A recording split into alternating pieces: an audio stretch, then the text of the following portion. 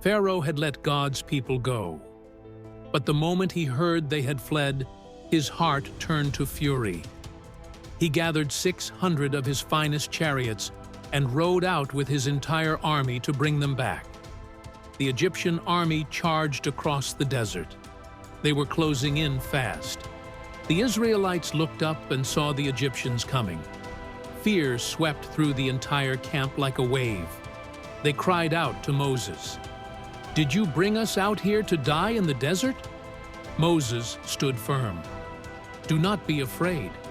The Lord himself will fight for you today." Then God spoke to Moses, "Stop crying out to me. Tell my people to move forward." Moses raised his staff over the sea and stretched out his hand, just as God had commanded. The angel of God moved behind them. A great cloud stood between Israel and Egypt all through the night. All through the night, God drove the sea back with a mighty east wind. The water parted.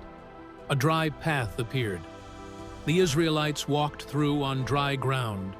Walls of water stood on both sides of them. The Egyptians followed them straight in. Every chariot, every horseman drove into the path. In the early morning hours, God looked down through the pillar of fire and threw the Egyptians into confusion. God jammed their chariot wheels. The horses panicked. The soldiers cried out. "The Lord is fighting against us," God commanded Moses one final time.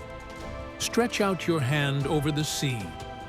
Moses stretched out his hand, and the sea began to move. The waters came crashing back. Every wave returned to its place as the sun began to rise. Not one of the Egyptian army survived. The Lord had swept them into the sea. Israel stood on the shore and saw what God had done. And they feared him. They believed in the Lord, and they believed in his servant Moses. God had saved them.